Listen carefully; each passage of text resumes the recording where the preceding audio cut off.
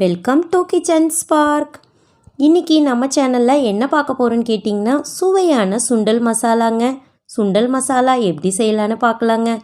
அதை பார்க்குறதுக்கு முன்னாடி இன்னும் நீங்கள் நம்ம சேனலை சப்ஸ்கிரைப் பண்ணலைன்னா சப்ஸ்கிரைப் பண்ணிக்கோங்க. பக்கத்தில் இருக்கிற பெல் ஐக்கானையும் கிளிக் பண்ணி ஆளுங்கிற ஆப்ஷனை கொடுத்துருங்க. அப்போ தான் நம்ம போடுற ஒவ்வொரு வீடியோவுமே உங்களுக்கு உடனுக்குடனே நோட்டிஃபிகேஷனில் வருங்க. அந்த வரிசையில் நாம் இன்றைக்கி வண்டி கடைகளில் நம்ம வாங்கி சாப்பிட்ருப்போம்.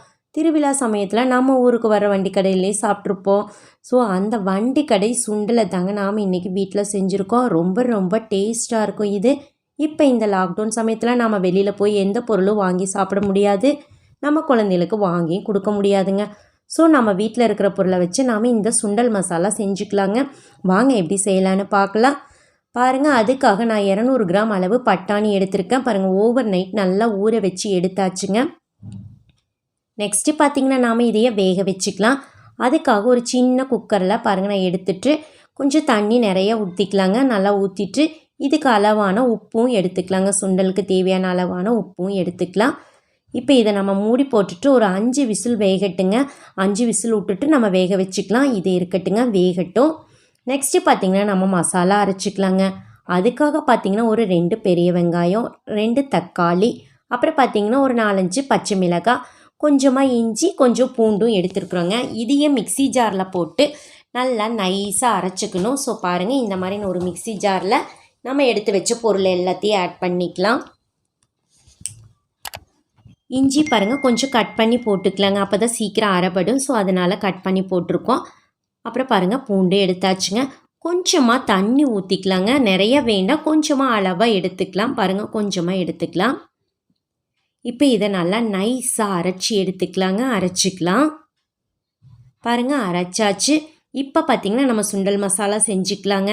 அதுக்காக பார்த்திங்கன்னா நான் ஒரு கடாய் அடுப்பில் வச்சுருக்குறேங்க. நல்லா கடாய் காயட்டும்.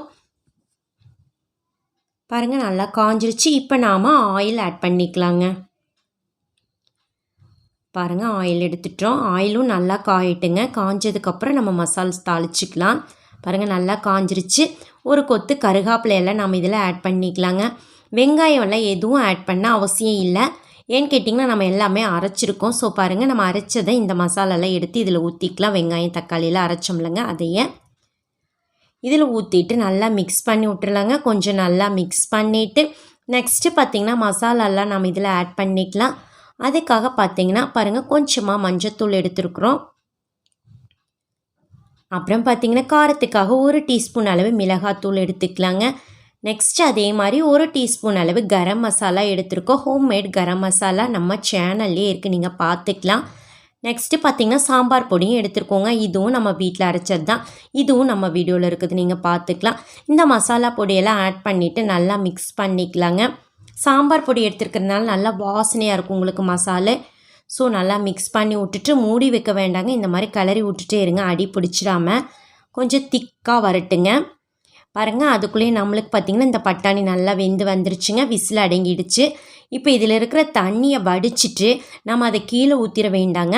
அந்த தண்ணியை நம்ம மசால் கொதிச்சிட்ருக்குது இல்லைங்க, அதில் நம்ம ஆட் பண்ணிக்கலாம். பாருங்கள், நல்லா திக்காக வந்துருச்சு நம்மளுக்கு மசால் கொதிச்சு. ஸோ அந்த தண்ணியை நம்ம இதில் ஆட் பண்ணிக்கலாம். ஆட் பண்ணிவிட்டு இன்னும் கொஞ்சம் திக்காக வரட்டுங்க. நம்ம இதுக்கு இன்னும் உப்பு ஆட் பண்ணல. இந்த மசாலுக்கு தேவையான அளவு உப்பு மட்டும் நம்ம ஆட் பண்ணிக்கலாங்க. ஆல்ரெடி நம்ம பட்டாணியில் உப்பு போட்டுட்டோம். ஸோ இதுக்கு அளவு உப்பு ஆட் பண்ணிவிட்டு நல்லா மிக்ஸ் பண்ணி விட்டுக்கலாங்க. நல்லா திக்காக வந்துடும் உங்களுக்கு கிரேவி. நல்லா மிக்ஸ் பண்ணி விட்டே இருங்க. ஒரு 10 நிமிஷம் கொதிக்கணுங்க. அப்போ தான் பார்த்திங்கன்னா இதனோட பச்சை வாசனையெல்லாம் உங்களுக்கு போகும். ஸோ அதனால் ஒரு 10 நிமிஷம் நல்லா கொதிக்கட்டுங்க. பாருங்கள், நல்லா கொதிச்சு பச்சை வாசனையெல்லாம் போய் நல்லா திக்காக வந்துருச்சு பாருங்கள் உங்களுக்கு கிரேவி. இந்த சமயத்தில் நம்ம வேக வச்ச பட்டாணியை நம்ம ஆட் பண்ணிக்கலாங்க. பாருங்கள், ஆட் பண்ணியாச்சு. நல்லா இதை மிக்ஸ் பண்ணிக்கலாம். ஆல்ரெடி உங்களுக்கு மசாலும் நல்லா பச்சை வாசனை போயிடுச்சு, பட்டாணியும் வெந்துருச்சு. ஸோ 5 நிமிஷம் மட்டும் கொதிக்கட்டுங்க. நல்லா ஒரு ஹை ஃப்ளேமில் ஒரு 5 நிமிஷம் கொதிக்கட்டும். நல்லா இந்த மாதிரி கிளறி விடுங்க. பாருங்கள், நல்லா 5 நிமிஷம் நல்லா கொதிச்சிருச்சுங்க. இப்போ நம்மளுக்கு சுவையான சுண்டல் மசாலா ரெடி ஆயிடுச்சுங்க. ரொம்பவும் சீக்கிரமாகவே நாம் ரெடி பண்ணிட்டோம். இப்போ இதை நம்ம ஒரு பிளேட்டுக்கு மாற்றிக்கலாங்க. பாருங்கள் இந்த மாதிரி ஒரு பிளேட்டுக்கு மாற்றிட்டு நல்லா திக்காக இருக்குது. உங்களுக்கு வந்து இன்னும் கொஞ்சம் கிரேவி வந்து தண்ணி ஆட்ட வேணும்னா நீங்கள் இன்னும் கொஞ்சம் சுடு தண்ணி ஆட் பண்ணிக்கலாங்க. நான் கொஞ்சம் திக்காக வேணுங்கிறதுக்காக பார்த்தீங்கன்னா நான் அப்படியே கெட்டியாகவே எடுத்துட்டேன் கிரேவியை. பாருங்கள் ரொம்பவும் நல்லா கலர்ஃபுல்லாக சூப்பராக நம்மளுக்கு சுண்டல் மசாலா வண்டி கடையில் வாங்குகிற டேஸ்ட்டே இருக்குங்க. சீக்கிரமாகவே நம்ம செஞ்சிட்டோம். இதுக்கு பார்த்தீங்கன்னா கொஞ்சமாக பெரிய வெங்காயம் பாருங்கள் இந்த மாதிரி பொடியாக கட் பண்ணி ஆட் பண்ணிட்டிங்கன்னா ரொம்பவும் சூப்பராக இருக்குங்க சாப்பிட்றதுக்கு. மேலே கொஞ்சம் மல்லி இலையும் போட்டு கொடுத்தீங்கன்னா கடையில் எப்படி கொடுக்குறாங்களோ அதே மாதிரி இருக்கும், அதே டேஸ்ட்டும் இருக்கும். இந்த மாதிரி செஞ்சு இந்த மாதிரி போட்டு கொடுத்தீங்கன்னா குழந்தைங்க பார்த்தீங்கன்னா கடையில் வாங்குற மாதிரியே இருக்கிறனால நல்லா விரும்பி சாப்பிடுவாங்க.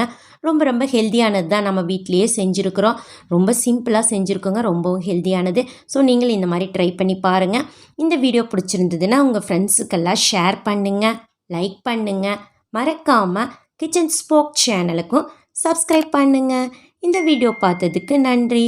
மீண்டும் சந்திக்கலாங்க இன்னொரு வீடியோவில்.